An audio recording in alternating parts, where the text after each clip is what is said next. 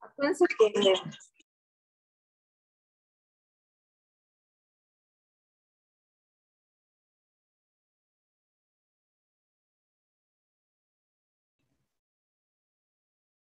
Bueno, vamos a continuar con la exposición. Ahora pasamos al punto de, pues, cómo nosotros vamos a hacer una evaluación del crecimiento y el desarrollo. Bueno, aquí voy a dar una como pequeña introducción, por así decirlo, en donde pues les explicaré un poquito las herramientas, tablas, curvas, los distintos materiales que tenemos para poder evaluar este crecimiento y desarrollo. Vamos a empezar con la primera herramienta, por así decirlo, la cual van a ser las curvas de velocidad y distancia. Estas curvas perdón, ¿no nos quedamos con las edades vitales? Sí, es cierto. Discúlpeme. A ver. mm, a ver, aquí está. Sí, pero bueno, aquí lo dividimos entonces en que solo nos vamos a concentrar en los periodos que abarcan, porque la mayoría de las evaluaciones que tienen que ver con esto pues corresponden al del tipo del neurodesarrollo, que ya vimos cómo está la programación. Entonces nos quedamos en que el periodo de recién nacido se establece del nacimiento al séptimo día, mientras que al neonato se le denomina desde el séptimo día hasta los 28 días. En el lactante, la mayoría lo refiere a que es menor y mayor, y esto es en base principalmente a la alimentación. El menor se va desde los 28 días hasta los 12 meses y el mayor desde los 12 hasta los 24 meses. Acuérdense que aquí les había comentado que ya el lactante ya no lo dividimos, ya no lo clasificamos en menor ni en mayor. Ya es un lactante y lo vamos a considerar desde el mes hasta los 2 años de edad. De acuerdo, muchas gracias, doctor. En el preescolar me parece que esta sí sigue establecida, que es de los 3 a los 5 años. En el escolar me parece que la mayoría siempre van a referir que en niños, tanto en niñas, es diferente, puesto que la maduración sexual, o bueno, que esta se establece gracias a la maduración sexual, que es diferente tanto en niñas como en niños. En niños se establece que es de los 6 a los 12 años, casi estipulado o normalmente, mientras que en niñas es un poquito antes, de 6 a los 10 años. Y ahora, en cuanto a la etapa adolescente, pues es igual diferente en hombres y mujeres. En hombres se podría establecer desde los 12 hasta los 20 años, mientras que en las mujeres también se puede establecer desde los 10 hasta los 20 años. En algunas bibliografías lo refieren que es solo hasta los 18, pero los percentiles suelen establecer también los valores o las curvas de crecimiento hasta personas de 20 años. Aquí es bien importante considerar que el adolescente, más que una edad establecida, tenemos que fijarnos en el inicio de los caracteres sexuales secundarios, ¿no? Entonces, puede haber diferencias en la aparición de estos caracteres sexuales. Y en las niñas las consideramos, inclusive aquí en México, digamos, puede iniciar a partir de los 8 años de edad. Ajá. Entonces, en cuanto un paciente inicia con esta aparición, puedo ya considerarlo como un adolescente. La edad, entonces quedamos niñas 8 años y los hombres puede ser hasta los 10 años. Ajá. 10, 12 años, dependiendo. Ok.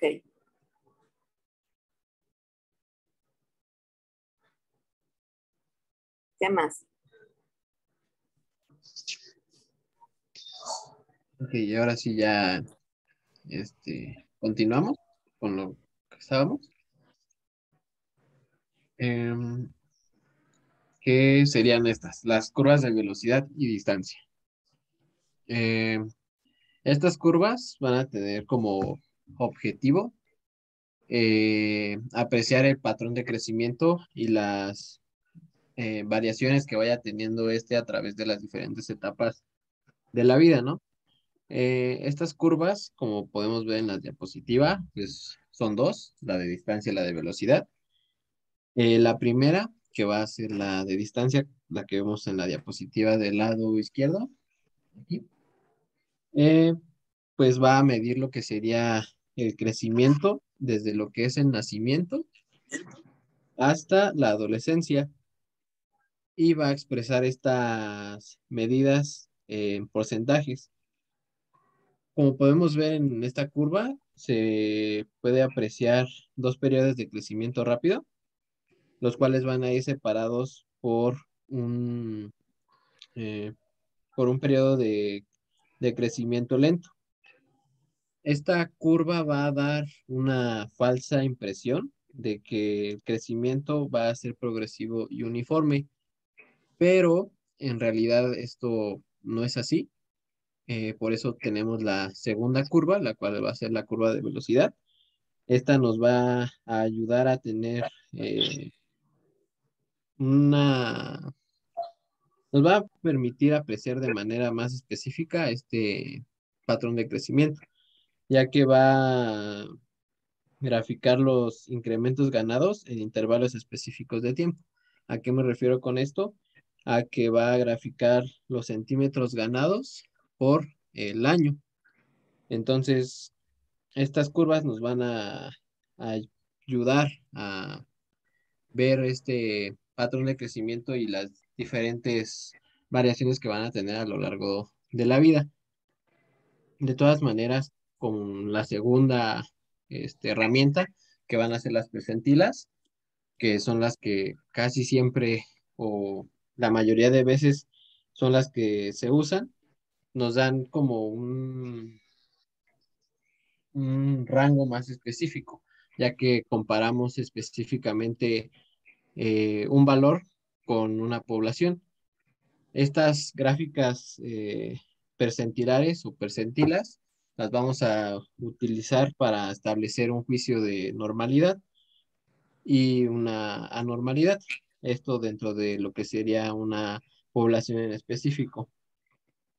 Como hemos visto a lo largo de la carrera y todo esto, estas gráficas tiene como criterio de normalidad todo aquello que se encuentre dentro de las dos derivaciones estándar y lo que sería la media o el promedio dentro de esa población la vamos a conocer como el percentil 50, cosas que ya hemos eh, pues hablado a lo largo del tiempo que llevamos estudiando.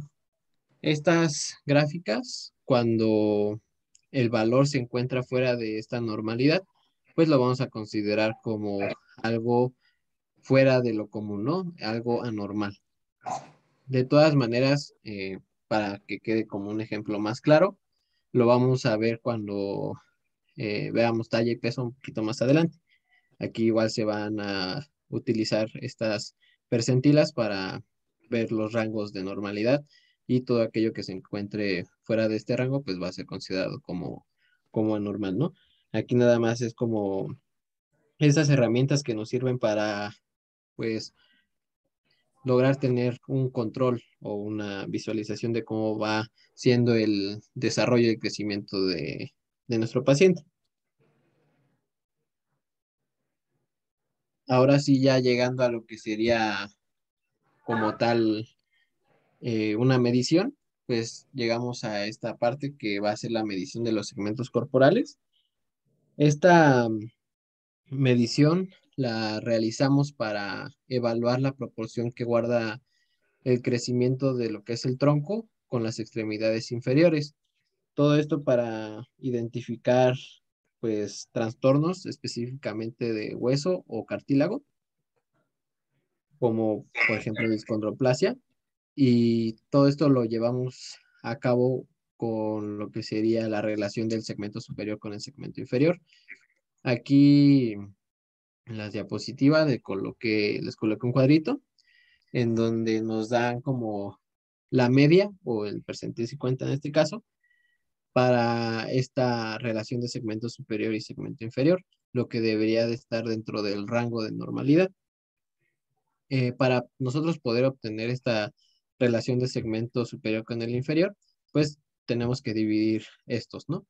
Nosotros qué vamos a considerar como segmento inferior, pues la longitud que va desde la sínfisis del pubis hasta el suelo, y el segmento superior lo vamos a considerar como la altura menos el segmento inferior. Entonces, dependiendo de la relación que tenga esta, pues tenemos que fijarnos si se encuentra dentro de la normalidad o dentro del promedio para considerarlo como esta relación segmento superior e inferior normal. Conforme pues van pasando las etapas de la vida, este segmento o esta relación va cambiando. Entonces, por eso aquí les coloqué esa tablita que nos da como referencia de esto. De todas maneras, las diapositivas las tienen para checar un poquito más con calma esta situación. Ahora, hablando de lo que es la maduración ósea, esta pues es importante que la tomemos en cuenta o que la midamos porque nos va a servir para saber el nivel de madurez que está teniendo nuestro paciente, ya sea si es adecuado o si se encuentra acelerado o retrasado, lo cual pues esta aceleración o retraso de la maduración ósea pues entraría dentro de la anormalidad. Aquí en las diapositivas les coloqué eh, el método de Greulich-Pye, las cuales nos da como una referencia de qué es lo que nosotros podemos encontrar dependiendo sí, del área específica del cuerpo que queramos comparar. O bueno, en este caso, dependiendo de la etapa de la vida en la que nos encontremos, van a haber áreas específicas del cuerpo que nos ayuden a identificar esta maduración, esta maduración ósea, perdón, este crecimiento. ¿Qué es lo que nosotros pues vamos a ver? ¿Qué es lo que nosotros vamos a valorar? Bueno, todo esto lo vamos a hacer obviamente mediante estudios radiológicos y lo que tenemos que ver va a ser eh, este núcleo, esta aparición de un núcleo de osificación, el cual nos va a indicar que pues esta maduración ósea se está llevando a cabo de manera correcta. Ya llevándolo pues al ejemplo, tenemos que, si queremos evaluar la maduración ósea de nuestro paciente recién nacido, el lugar pues más adecuado o el área del cuerpo que nos va a proporcionar una mayor información para saber el estado de la maduración ósea va a ser la rodilla y el pie.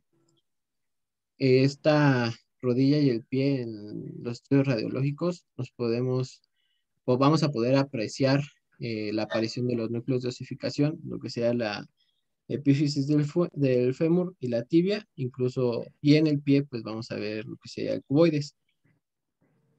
Y así vamos a ir diferenciando, o más bien viendo, apreciando esta aparición de núcleos de osificación en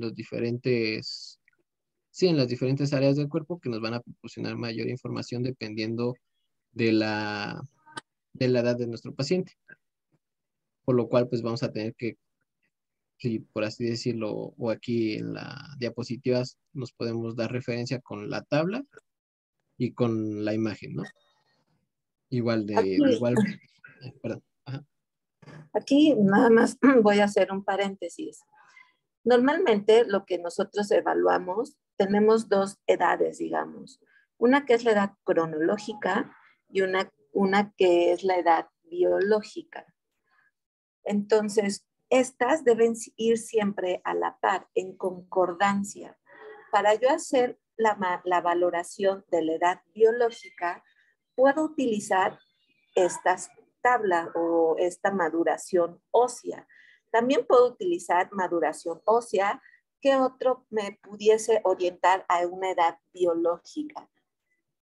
¿Qué otras medidas o puedo utilizar para valorar edad biológica?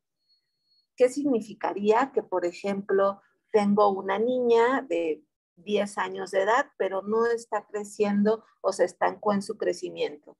Es decir, tiene una talla baja para las percentilas. ¿Qué tendría que hacer? Evaluar su edad biológica. Esta niña no está creciendo. Quiero ver entonces si todas sus hormonas que ya vimos que también se modifican y son factores que modifican el crecimiento, quiero ver si esta niña va con esta edad biológica. Tengo entonces una maduración ósea. A los 10 años puedo graficar qué núcleos de osificación tenga. Ajá. Ahora, esta edad biológica, tengo diferentes áreas específicamente para maduración ósea de poder ver estos núcleos de osificación. Ahí puedo ver las manos, puedo ver el omóplato, puedo ver pies. La área más fácil de evaluar, más accesible de tomar una radiografía sería la mano, que es lo que más utilizamos, la mano no dominante del paciente. Si es diestro, le tendría que tomar la mano izquierda. Si es zurdo, le tendría que tomar la mano derecha. Ajá. Entonces yo les preguntaba, ¿qué otras valoraciones puedo tener para evaluar mi edad biológica? Ya vimos maduración ósea, ¿qué otra? Tal vez la edad dental también. Exacto, edad dental, y entonces tendría que ver la aparición de los dientes, cuándo están cayendo, cuáles tendría que tener los dientes iniciales y qué otra evaluación requiero.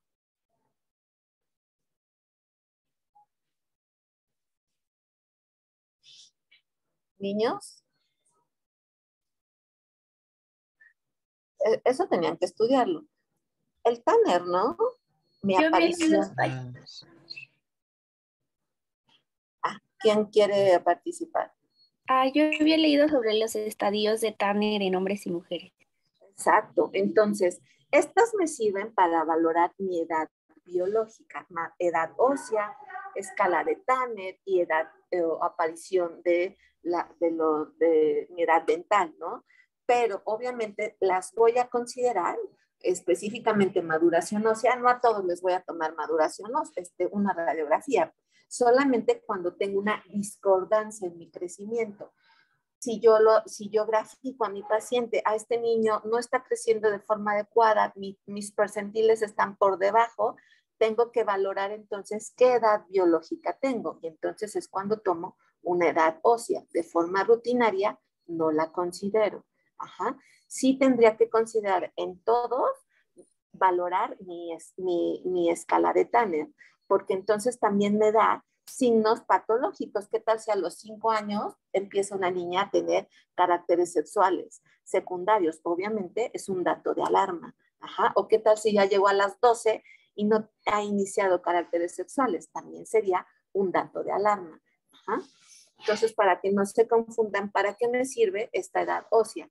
La tomo solamente cuando hay una discordancia en mi crecimiento. No está creciendo de forma adecuada, se pasó o está estancada, puedo tomar la edad ósea. Ajá. Y hay como,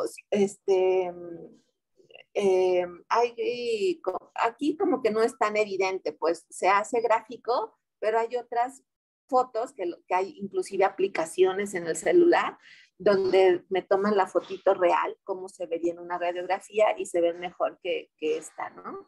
Pero bueno, luego se las paso. O ya cuando estén rotando acá con nosotros, se las paso.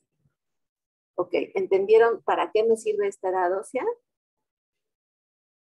Sí, doctor. Ok, ¿qué más, Carlos? Ok, gracias, doctora. Sí, de hecho, más adelante igual vamos a abarcar estos puntos, que va a ser la edad dental y lo de la escala de Tanner, para tener como presente estos valores, o más bien estas apariciones normales, por así decirlo. Ok.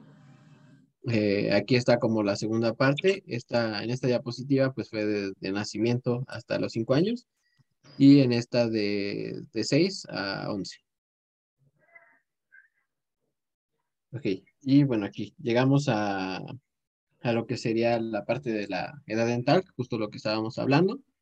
Tenemos que tener en cuenta que vamos a tener dos tipos de denticiones, la cual va a ser la temporal y la permanente. La primera en aparecer obviamente va a ser la temporal y esta va a estar formada por 20 piezas dentarias. Eh, las primeras piezas bueno, antes que eso, esta aparición de las piezas dentales de la dentición temporal va a empezar aproximadamente desde los 6 meses hasta el año de edad aproximadamente. Los primeros dientes en aparecer van a ser los incisivos centrales inferiores. Aquí, como podemos ver en la imagen, tenemos la indicación de que la erupción de estos dientes, y además estos van a ser los primeros, van a ser desde los 6 a los 10 meses aproximadamente. Los segundos dientes en aparecer van a ser los incisivos centrales, pero ahora los superiores, aproximadamente de 8 a 12 meses, más o menos. Los siguientes en aparecer van a ser los incisivos laterales superiores, aproximadamente de los 9 a los 13 meses. Los que le siguen serían los incisivos laterales, pero en este caso inferiores. Y pues igual, ¿no? Aquí tenemos el momento de la erupción de estos dientes y el momento de la pérdida. Obviamente esto va a ser un aproximado, ¿no? Tenemos que al año y medio de edad, más o menos, el niño va a contar con estos seis incisivos, perdón. Y como podemos ver, pues dependiendo de pues, la edad de nuestro paciente, eh, pues van a ir surgiendo estos dientes, ¿no? Dijimos primero centrales inferiores, centrales superiores, incisivos laterales superiores, después incisivos laterales inferiores.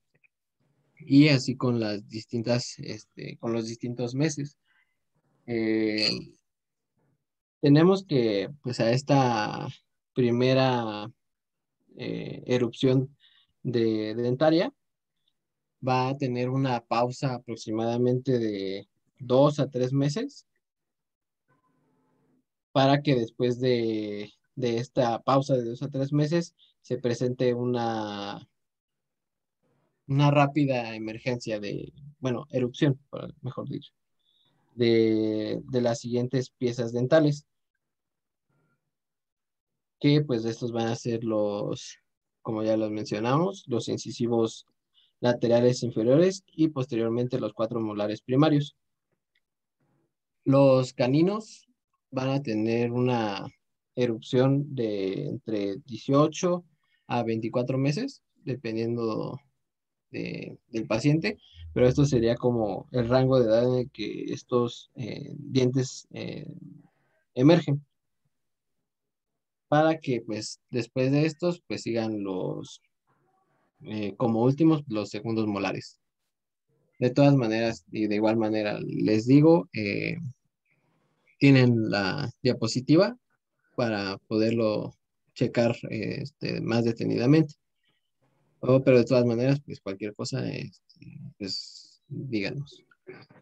De todos modos, todo médico que está en primer contacto y evaluando el desarrollo, crecimiento de un paciente pediátrico, en su expediente debemos de tener estas gráficas. Y entonces, bueno, ya tiene 6 meses, hago mi evaluación del área dental, entonces puedo empezar a esperar no sé, la erupción de los incisivos centrales. Y cada vez que yo revise a mi paciente, voy como graficando si va acorde a su edad. Acuérdense que esto también me sirve para evaluar su edad biológica. Toda la cuestión hormonal, alguna alteración en el desarrollo, un retraso o una caída rápida puede alterarme o ser un signo de alarma que algo está pasando en el crecimiento de este paciente. Ok. Ok, gracias, doctor. Y pues ya, como mencionamos, pues existen dos tipos de dentición, la temporal, que es la que acabamos de ver, y la que va a ser permanente. Esta va a brotar en su totalidad aproximadamente de los 6 a los 13 años, más o menos. Esta dentición va a ir gradualmente reemplazando a las piezas temporales, a los dientes de la dentición temporal, y va a estar formada por 32 piezas, las cuales pues van a ser dos incisivos centrales, dos incisivos laterales, dos caninos, dos primeros premolares, los dos segundos premolares y los dos terceros molares, o también conocidas como muelas de juicio, obviamente tanto superiores como inferiores, para que sean estas 32 piezas. Como sabemos, pues no a todos les salen los últimos, los terceros molares, pero casi siempre se llegan a extraer por falta de espacio dentro de la cavidad. Y pues aquí igual tenemos, como en la anterior, eh, ¿cómo se dice? La edad aproximada de erupción de estas piezas.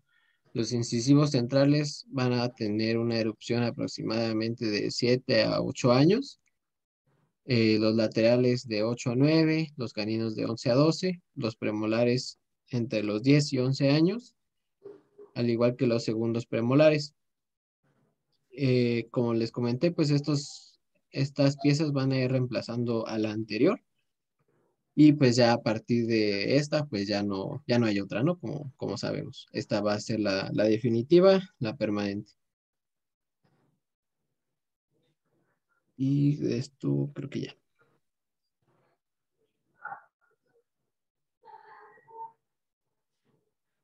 Y pues podemos pasar a la siguiente escala, que como bien ya nos dijeron, es también otra para empezar a evaluar el crecimiento sano. Y como sabemos, pues esto evalúa sobre todo el paso a la adolescencia, que en este caso pues nos importa que esté habiendo una correcta función de las hormonas sobre todo, y pues que todo en el paciente se encuentre pues, por así decirlo, saludable. Nos vamos a enfocar ahorita al de las niñas. Esta evalúa pues dos parámetros, que es el desarrollo mamario y el desarrollo del vello pubiano. En el estadio 1, nos vamos a encontrar en que la característica es que son mamas infantiles, solo el pezón está ligeramente sobreelevado. Mientras que en cuanto a la aparición del vello pubiano, pues hay una ligera vellosidad infantil o puede no estar.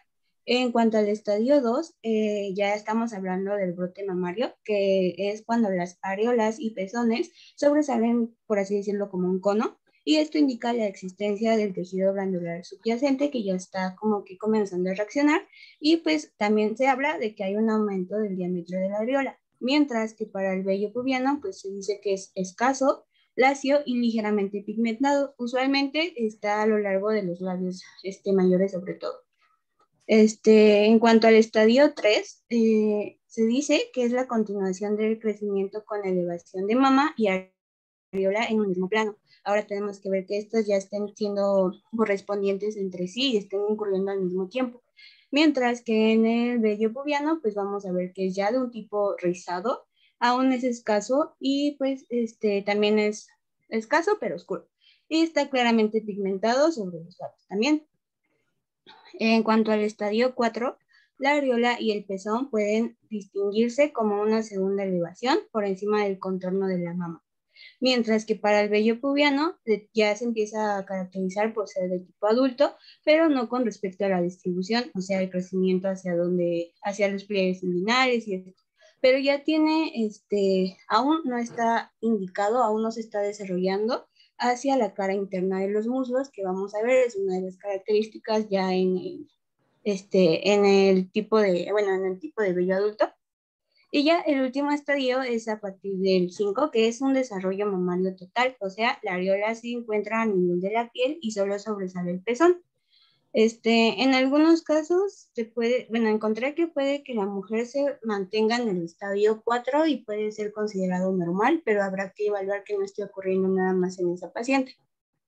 En cuanto al desarrollo del vello pubiano, pues la vellosidad ya es característica de ser tipo adulto con respecto al tipo y cantidad de vello. El vello se extiende en forma de patrón horizontal o creo que se puede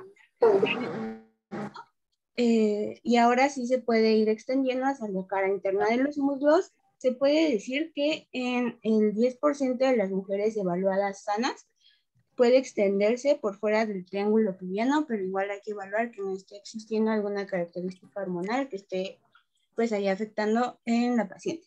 Ahora nos enfocamos a la escala Tanner en niños o en hombres. Aquí me parece que en una bibliografía encontré que hay que hacer una aclaración. Habíamos visto que dentro de los factores que nosotros vamos a evaluar para el crecimiento y el desarrollo está el tipo hormonal, el tipo genético. O sea, es decir, que en puede que, digamos, si en la genética del paciente está que es lampiño, puede que aunque el Tanner nos diga que en cierto estadio ya debería de haber presencia de vello, puede que en el paciente con genética o antecedente de pues, ser lampiño, puede que no lo encontremos como debería de estar. Y pues es normal, ¿no? Bueno, aquí entonces también tenemos que evaluar dos patrones, que es el desarrollo genital. En el estadio 1, el pene, escroto y testículos son pues de tipo infantil, es decir, de aproximadamente el mismo tamaño y forma que pues, en la infancia temprana. Mientras que pues en cuanto al vello pubiano, pues hay una ligera vellosidad infantil característica como pues en niños. El estadio 2 ya es un agrandamiento del escroto y testículos. La piel escrotal se vuelve más roja, delgada y pues más arrugada. El pene no tiene ningún agrandamiento muy importante, muy como significante en este estadio, pero pues ya puede comenzar a aparecer.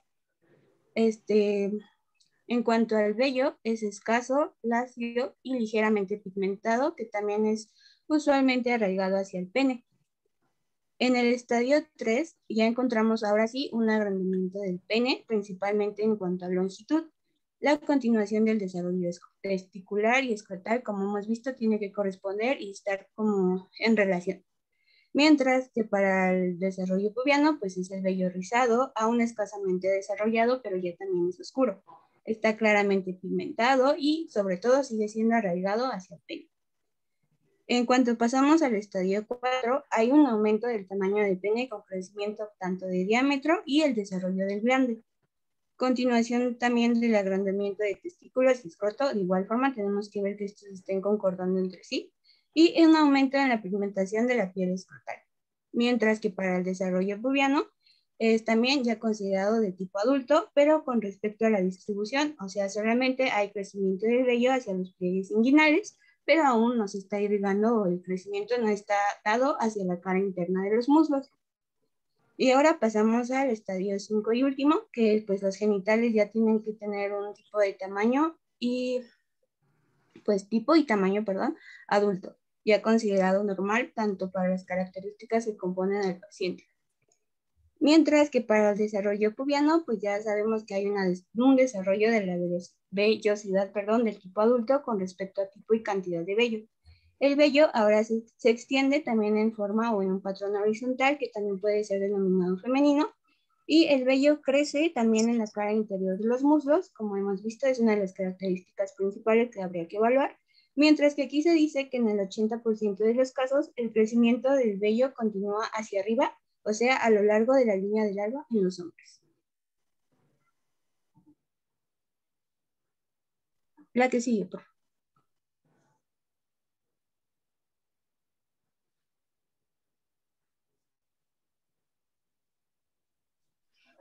Bueno, ahora vamos a pasar a la valoración del crecimiento y como ya mencionamos anteriormente, este se va a valorar con gráficas que van a representar curvas acorde a la edad, el peso, la talla, el índice de masa corporal y el perímetro cefálico del paciente.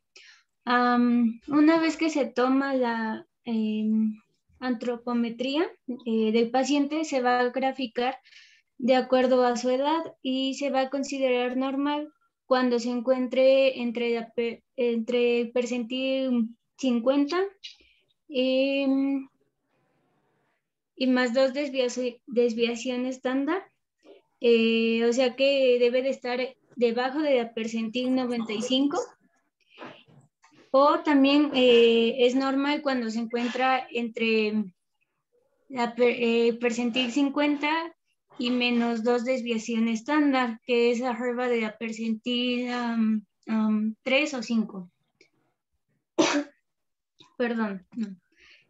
Y bueno, las curvas que son más utilizadas son las del Centro de Control y Prevención de las Enfermedades, que son curvas que se pueden utilizar de los 2 años hasta los 20 años.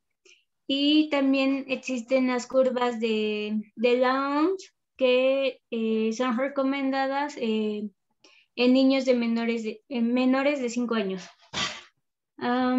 Y vamos a comenzar con el perímetro cefálico. Este es el indicador del crecimiento del cráneo, el cual depende a su vez de la masa encefálica. Lo vamos a obtener pasando la cinta métrica por el occipucio, la glabela y las protuberancias parietales. Al nacimiento, en promedio, el perímetro cefálico va a ser de 35 centímetros. Y los primeros 3 meses va a aumentar 2 centímetros por mes. De los 4 a 6 meses va a aumentar 1 centímetro por mes. Y de los 7 a 12 meses va a aumentar 0.5 centímetros por mes. Por lo tanto, cuando el paciente tenga 1 año, ya va a alcanzar un perímetro cefálico de 43 a 46 centímetros. Y a partir de este momento va a aumentar 2 a 3 centímetros por año hasta los 6 años de edad. Y en la etapa preescolar ya habrá alcanzado los 45 a 51 centímetros. Y puedes poner la siguiente, por favor. Estas son las tablas, las curvas que se utilizan para medir el perímetro cefálico y se considera normal, como ya había mencionado, cuando se encuentra entre los percentiles 5 y 95. Cuando está debajo del percentil 5 se considera como microcefalia, y cuando está por encima del percentil 95 se va a considerar macrocefalia. Y para poder utilizar ellas tenemos que, bueno, como ya dije, tomar las medidas del perímetro cefálico y vamos a marcarla en la tabla y vamos a buscar la edad del paciente y vamos a unir esas dos líneas, y el punto donde se encuentre va a ser, bueno, tenemos que seguir la línea de los percentiles y así vamos a saber cuál es a qué percentil pertenece el paciente. Y por ejemplo, si acude un paciente a consulta con nosotros y tiene 3 meses de edad, y al medir su perímetro cefálico obtenemos que es de 39 centímetros, vamos a encontrar que se encuentra dentro del percentil 25. No sé si tienen alguna duda de esto. Solamente para hacer énfasis, las referencias anatómicas para medir el perímetro cefálico sería parte más prominente del occipucio, por encima de los pabellones auriculares y por encima de la glabela. Esas son mis referencias anatómicas para que todos tengamos como hagamos la misma medición y no tenga como variaciones, grandes variaciones.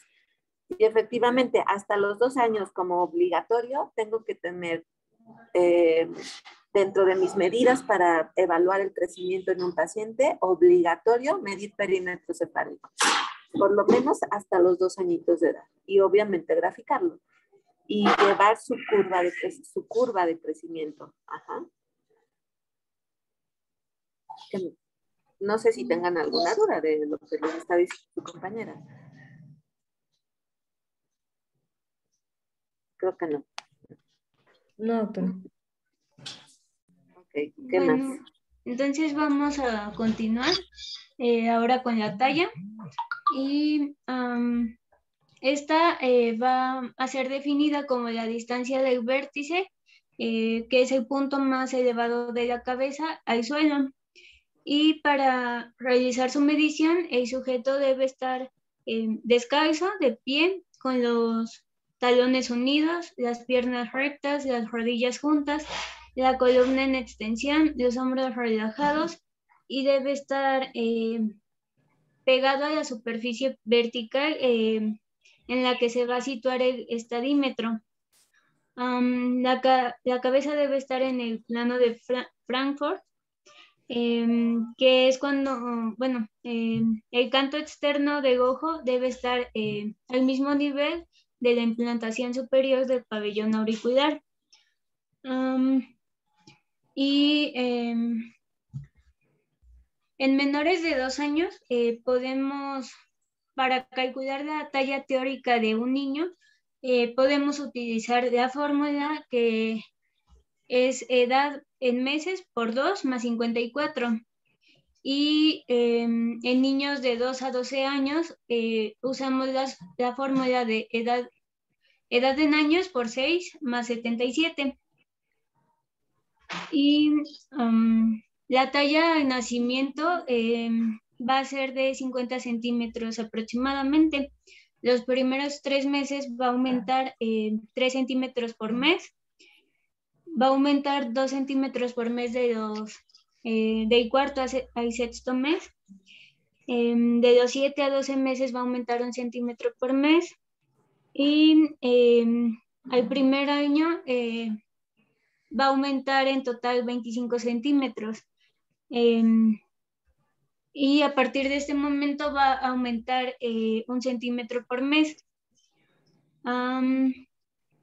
Y ya va, cuando se encuentre en la etapa preescolar, va a alcanzar los 89 centímetros en total.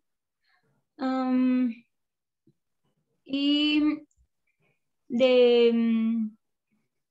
en esta misma etapa preescolar va a aumentar 8 a 9 centímetros por año. Y de los 3 a 6 años va a aumentar 6 a 7 centímetros por año.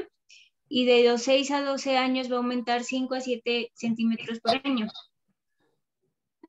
Y durante la adolescencia los hombres van a tener un incremento total de 20 centímetros. Y ya en la tabla pueden ver cuánto aumenta cada año. Y en el caso de las mujeres va a aumentar 6 centímetros el primer año, el segundo 8 centímetros, el tercero 6. El primer año después de la menarquía va a aumentar 4 centímetros y 2 centímetros el segundo año. ¿Puedes poner de siguiente, por favor? A ver, nada más un paréntesis. En menores de 2 años voy a tener que medir al paciente siempre acostado. Menores de 2 años, desde la coronilla hasta la planta del pie. Y a mayores de 2 años tengo que medirlo parado, siempre. Esas van a ser mis estaturas o mi talla real. Ajá. Son buenas las referencias que nos está poniendo su compañera, las fórmulas que nos puso y más o menos los centímetros alcanzados por edad. Está bien. Pero mi mejor gráfico, mi manera más objetiva sería las curvas de crecimiento, las percentilas, y seguirlas a través del tiempo. Esa sería como mi mayor evaluación objetiva. Ajá. Y obviamente un punto de forma aislada de yo medir la estatura no me funciona para nada, porque tendría que justo para eso son las gráficas, para yo medirlas a través del tiempo y ver cómo está el crecimiento. Si en algún momento se detiene o si en un momento ya se me bajó de forma repentina. Entonces, eso es lo que realmente me da como el análisis del crecimiento del paciente. Ajá. Ok. ¿De qué nos vas a hablar? Ahora, nos hablaba de dos evaluaciones o dos curvas, uno de la OMS y otra de la CDC. ¿Cuál es la diferencia, niños?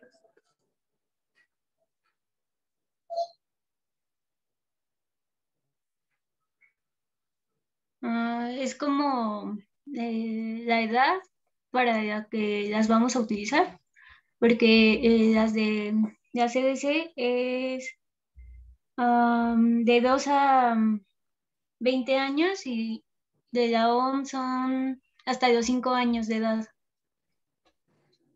Ok, puede ser una diferencia. ¿Qué otra diferencia tiene?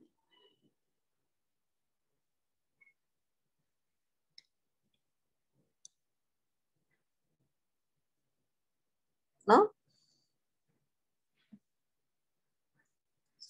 La CDC es un grupo de población exclusivamente pues, de Estados Unidos, una población americana. Y justamente va de los 2 hasta los 20 años de edad. Esa tabla está recomendada exclusivamente para mis pacientes a partir de los 5 añitos de edad. Porque la OMS, que sí me abarca desde el nacimiento hasta los 5 años de edad, tiene un grupo de población muchísimo más amplia de diferentes partes del mundo. Entonces, incluyendo niños latinoamericanos. Entonces, la que yo voy a utilizar en menores de 5 años de edad, la más recomendada sería entonces la OMS. Ajá. Y ya después de los 5 añitos, aunque me marque desde los 2 años, la más recomendada sería la CDC. Para saber utilizar cuándo una y cuándo la otra. Ajá. Ok. ¿Tú esta otra diapositiva? Sí. Bueno, ahora vamos a ver lo que es la talla esperada y esta nos va a permitir pronosticar la estatura adulta que va a tener un niño, ya que va a estar determinada por la estatura de los padres. Y es importante tomar en cuenta esta estatura de los padres cuando sospechamos de alguna anormalidad en el crecimiento. Por ejemplo, si un niño se encuentra en el percentil 3, puede ser normal si sus padres también son de baja estatura, pero si sus padres son altos, es posible que el crecimiento sea normal. Entonces, las fórmulas que tenemos para las niñas son la talla materna en centímetros más la talla paterna en centímetros entre 2 menos 6.5 centímetros. Y en niños es talla materna más talla paterna entre 2 más 6.5 centímetros. Y una vez que calculemos la talla esperada, debemos identificar el percentil correspondiente a los 20 años y posteriormente vamos a monitorizar que el paciente se encuentra dentro del mismo canal percentilar o en uno mayor y que se mantenga en dentro de su crecimiento. La siguiente, por favor.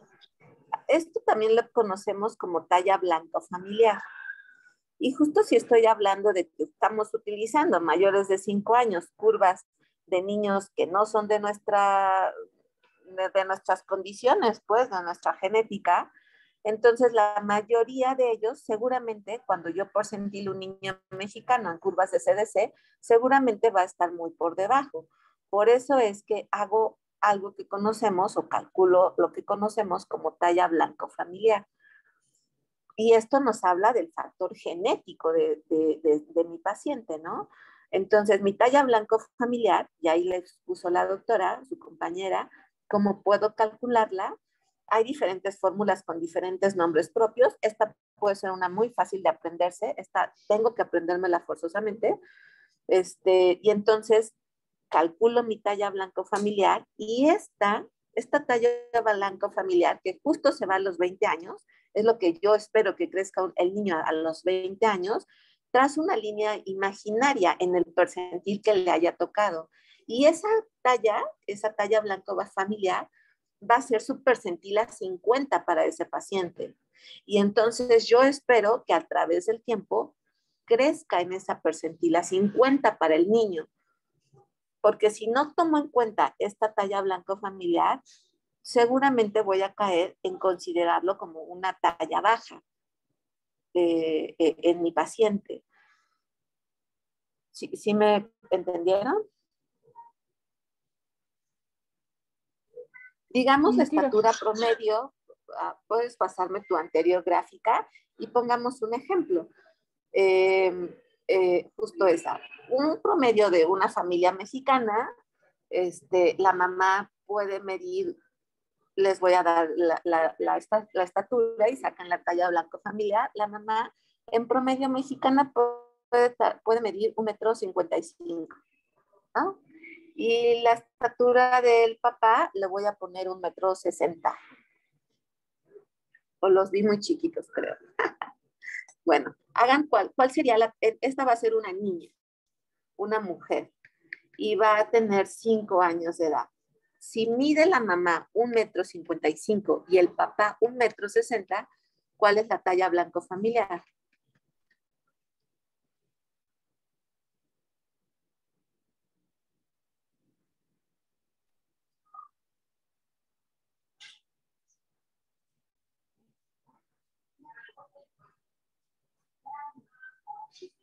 Aunque ahí estoy viendo, ok, ya vi. ¿Ya la tiene? Es de 151 centímetros. ¿Todos coincidieron? 151 centímetros, sí, doctora. Sí. Ok, entonces a los 5 años de edad, aunque estas curvas que me pusiste no abarcan más edad, ¿no? ¿Verdad? Las puse más adelante, están después de la diapositiva de talla esperada. No. Otra, por favor.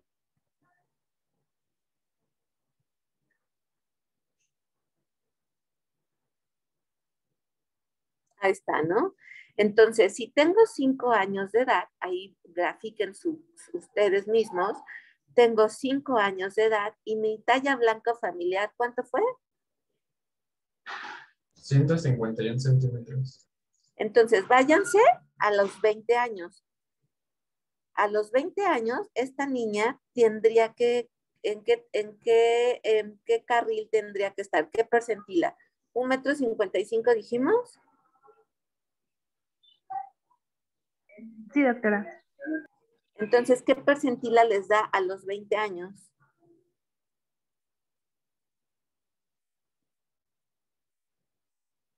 La de 10. Percentila 10. Justo me da esa percentila. A veces se sale o justo no cae en una percentila. Entonces, yo lo que hacemos es con un crayón o algún color fuerte, me voy toda, la remarco y esta niña durante toda su vida, su talla blanco familiar es percentila 10. Y,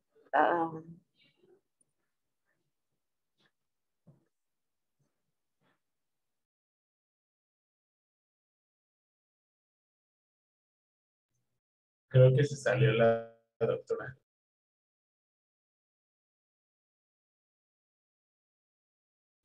Parece que sí se desconectó, o se desconectó el internet.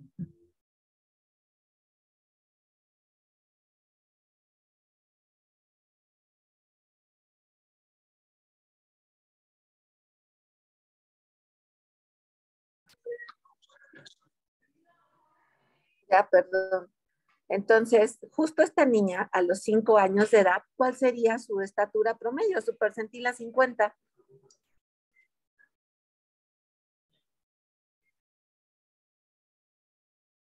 Niños, ¿1 metro? a los 5 años, su percentila 50 es 1 metro. ¿Están de acuerdo? Que si yo no hubiera hecho ese ejercicio, que diría, no, pues ya está a menos de 2 desviaciones estándar, la voy a considerar, podría considerarla como talla baja, pero se dan cuenta que esa es su genética al final del día. Y entonces esa niña, así, en ese percentila que nos tocó de percentila 10, tendría que ir creciendo y no la puedo considerar como una talla normal. Obviamente, hablábamos en la clase pasada que no nada más son factores genéticos. ¿Qué tal si a esta niña le dieron muy bien de comer, hizo ejercicio y entonces puede alcanzar estar por arriba de esa talla blanco familiar? Ese es el objetivo de sacar la talla blanco familiar. No me guío exclusivamente con estas percentilas porque seguramente en México me voy a quedar muchas veces por debajo del percentila 50. Carlos, dime, vamos a hacer un ejercicio contigo. ¿Sabes cuánto mide tu mamá y tu papá? Y digo, Carlos, justo quería calcular mi, mi talla esperada, ¿ok? pero no me acuerdo. ¿Cómo? ¿No te salió? No me acuerdo cuánto mide mi papá. Bueno. Como unos 70 y algo. Lo podemos hacer al tanteo si quieres. A ver. No, pues al tanteo me serviría porque no sería una talla real, ¿están de acuerdo? Sí. Pero si alguien se sabe la talla de los papás, podemos hacerla. Yo, doctora. A ver, dínola. Mi mamá mide 1,52 y mi ¿Ah? papá mide 1,64. Okay. ¿Cuál es su talla blanco familiar?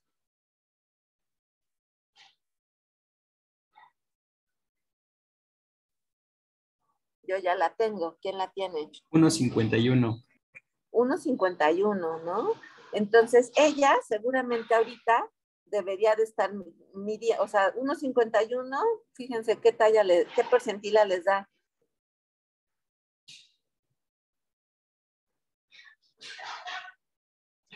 Menos de percentil 5, ¿no? Exacto, o sea, la verdad es que ella debería. ¿Cuánto mides? 1,55. Pues realmente estuvo más alta, ¿no? De su talla blanco familiar. Al menos alcanzó 2 desviaciones más de lo esperado. Seguramente estuvo bien nutrida y bien hizo ejercicio. Seguramente tuvo buenos factores que la hicieron crecer un poquito más de lo esperado. Ajá. Entonces, si ella a lo mejor lo hubiéramos medido antes de edad escolar, nos hubiera asustado, ¿están de acuerdo? Si no hubiéramos tenido esa información. Porque baja de la percentila 5, por debajo de percentila 5. Ok. ¿Alguna duda? ¿Sí entienden más o menos la importancia de sacar esto? Sí, doctora, yo tengo una duda. ¿Cómo podríamos plasmar estas ideas en la historia clínica? ¿Cómo a qué te refieres? ¿Cómo plasmarlas? Sería solo poner, encontramos a nuestro paciente en la percentila 5. En tu historia clínica, siempre en pediatría tenemos que tener una talla blanco familiar. Y entonces, si tú me pones en tu historia clínica talla blanco familiar percentila 5, yo ya sé que al percentilar ese paciente y me sale en percentila 5, obviamente no va a estar en una talla baja. ¿Sí me explico? O sea, sí tengo que tener ese punto plasmado en la historia para quien cuando la revise sepa, bueno, su talla blanco familiar es esta. Ajá. Entonces, inclusive en los expedientes, ya que estén aquí con nosotros en pediatría, van a ver que todos los expedientes en pediatría anexamos estas curvas de crecimiento para que tengamos como los valores y las percentilas adecuadas para ese niño. Okay, no sé sí, si me expliqué. Sí, doctora, muchas gracias. Y a todo paciente pediátrico le anexamos estas curvas de crecimiento. Y si te das cuenta, ahí a ver, no sé si esta la tiene, no, creo que no. En algunas gráficas hasta nos pone la talla blanco familiar, o sea, que la escribamos ahí también la talla blanco familiar. Estas veo que no las tienen, nada más ponen índice de masa corporal. Entonces ya con eso ya nos orientamos. Ok. Si no hay dudas de talla, ¿cuál sigue? Ya sería la evaluación del peso, creo. ¿La de qué?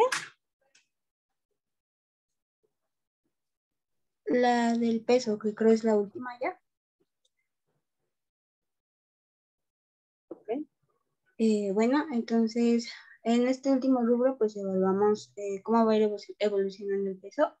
Como pequeña definición, pues es el volumen del cuerpo expresado en kilogramos.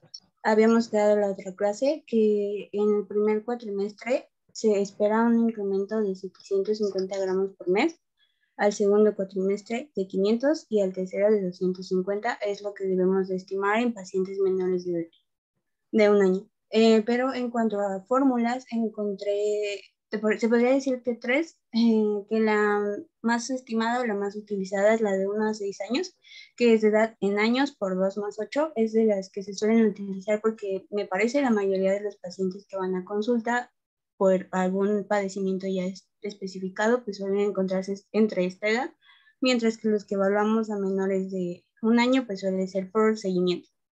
En cuanto a la fórmula estipulada para los que vamos a utilizar en menores de un año, es la edad en meses más 9 entre 2. Después, la que les digo, de 1 a 6 años, utilizamos sobre todo edad por 2 más 8. Y para los que vamos a calcular de 7 a 12 o 7 a 15, encontré dos fórmulas. La primera es que de 7 a 12 años podemos multiplicar edad en años por 7 menos 5, todo esto entre 2. Mientras que en la otra fórmula que encontré es la edad por 3 más 3. Me parece que la más utilizada aquí es la que se estipula de 7 a 12 años, que pues, es esta. Como puntos a rescatar, tenemos que, igual habíamos visto, que pierden el 10% del total del peso en la primera semana correspondiente pues, a los recién nacidos. Van a duplicar el peso del nacimiento al quinto mes, o al menos sería lo que esperamos. Van a triplicar el peso al año, mientras que van a cuadriplicar su peso al segundo año, esto considerando pues el peso inicial que haya tenido. Y pues ya vimos que existe pues cómo estimar la talla y cómo estimar el peso. Con esto podemos lograr deducir el último parámetro, que es el índice de masa corporal, que igual tiene su propia fórmula, que es el peso en kilogramos entre el resultado que nos dé de la talla por la talla expresado en metros. En la parte de abajo tienen una tablita que está estimada más que nada en días, o la ganancia de peso que correspondería a días, dependiendo de pues, los meses o de la edad que estemos considerando en el paciente. Ahora sí, nos podemos ir otra vez a evaluar las percentilas, que como ya vimos, suelen ser las más específicas o las mejormente utilizadas para pues, evaluar estos aspectos. Y pues igual creo que ya las vimos bastante bien, pero pues igual si quieren recordar, pues vamos a estimar, por ejemplo, a un niño aquí, me parece las más recomendadas, pues sería estimar que un niño de 5 años llega con tal talla, tal peso, y se ubicó dentro del percentil 25. Nosotros tenemos que estar viendo que se tenga que quedar en este rubro o que tenga que subir. Si sube, pues dependiendo de cómo vamos a evaluar a ese paciente y lo que está pasando dentro de ese paciente. Si baja, pues también vamos a ver que pues normalmente sí se tiene que ver pues también los factores, pero pues sí suele estar asociado con un retraso en el crecimiento. Pero pues cuando estamos hablando del peso, pues sí es bastante frecuente estimarlo a desnutrición o a pues una nutrición que se encuentre dentro del mismo peso, o pues ya estimar si hay obesidad.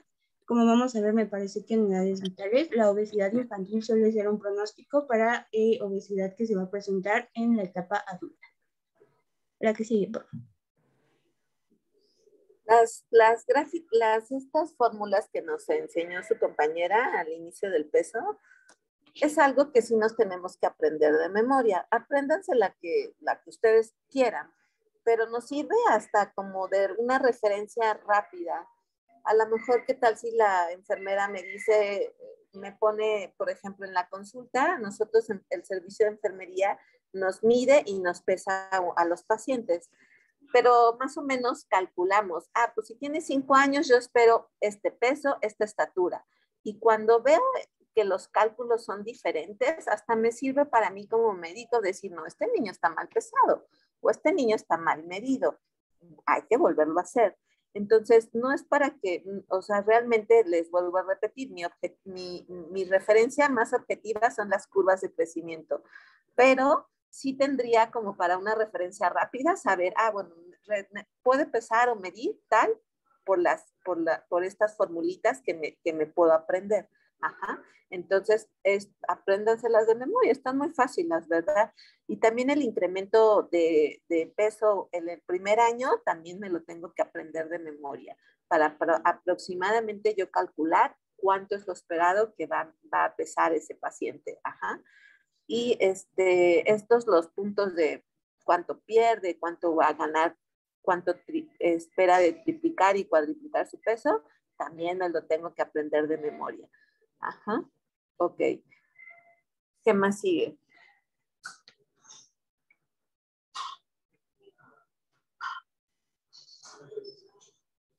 Pues ya solo serían las percentilas que nos indican el índice de masa corporal. Igual están establecidas de 2 a 20 años y pues igual se leen de la misma forma. No sé si hagamos un ejemplo, pero pues sobre todo recordar que el índice de masa corporal, dentro de sus valores, sobre todo nos sirve para establecer si hay normopeso o bajo peso y pues obesidad o sobrepeso.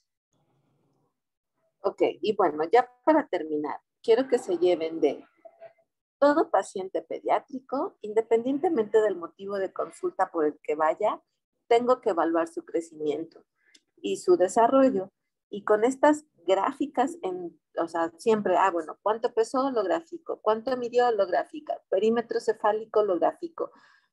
Valoro su edad dental, su escala de Tanner, y su desarrollo neurológico, que seguramente lo van a ver con la doctora Torres.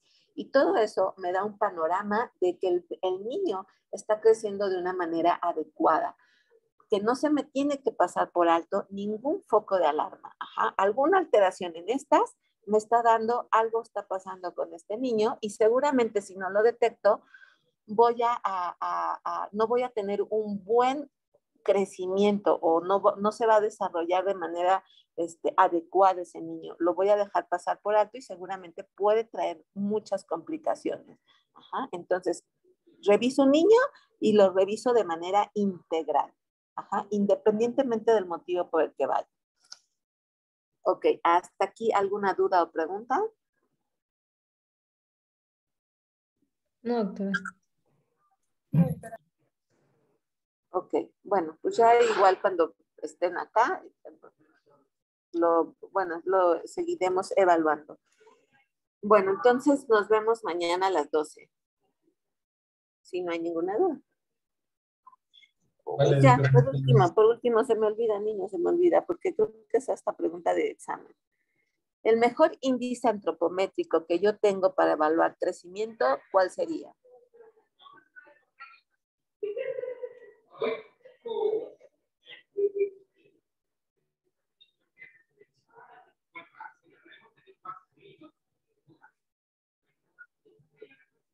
¿Nadie? ¿Puede ser el índice de masa corporal?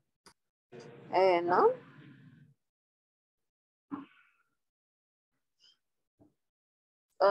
Es decir, lo mido y me puede indicar que este niño está creciendo de manera adecuada. ¿Los percentiles? Sí, pero ¿cuál? Peso, talla, perímetro cefálico. El de peso y talla, ¿no? ¿Cuál? Los dos, peso, o sea, ¿cuál es el mejor índice? Es la talla, niños. Porque acuérdense que el peso es un peso que puede variar, o sea, que puede ser alterado o modificado por diferentes situaciones clínicas. ¿Qué significaría si yo, por ejemplo, reviso a un niño que tiene diarrea o que tuvo diarrea y entonces su peso y perdió peso? Y entonces lo peso con pérdida de peso y lo gráfico. ¿Eso me sería un buen indicador? No. Pues no, evidentemente no. La talla es una medida antropométrica que no sufre esas variaciones tan rápidas, o sea, no me va a subir ni bajar tan rápido. El peso sí. ¿Qué tal si ese niño el último mes estuvo hospitalizado y obviamente tuvo una pérdida de peso. Entonces, no va a ser tan confiable mi peso. El mejor índice antropométrico para medir un adecuado crecimiento sería mi talla. Y les vuelvo a repetir, de forma aislada, un puntito ahí a los 5 años, digamos, y sale bajo los dos, no pudiese decir en ese momento que tiene un peso y una talla baja. Lo tendría que evaluar a través del tiempo. Si ese niño, ¿qué tal si ese niño estuvo en percentila 5 todo el tiempo? A través de su vida, de los 5 años, estuvo creciendo en esa percentila 5. Tanto en peso como en estatura, lo tengo que considerar normal. Ajá. Pero ¿qué tal si iba en percentila 50 y de repente se me cayó a percentila 5 y en el último año se ha mantenido ahí? Pues obviamente tendría que considerarlo algo patológico, porque se me bajó, venía creciendo bien y de repente se baja y ahí se mantiene, es algo patológico. Entonces, mis percentilas solamente me sirven cuando son consecutivas, pues mis pesos son consecutivos a través del tiempo. De forma aislada no me orientan en nada. Bueno, ya para terminar, entonces nos vemos mañana con alimentación, ¿no? ¿Nos toca? Sí, doctora. Lean el artículo, con eso es suficiente, porque si leen de diferentes podemos confundirnos. El artículo con eso es suficiente y hacemos ejercicios mañana. Sale pues, niños, nos vemos entonces mañana. Gracias, doctora. Gracias, doctora. Buenas tardes. Buen día Buenas a tardes. todos. Buenas tardes. Tardes. Bye.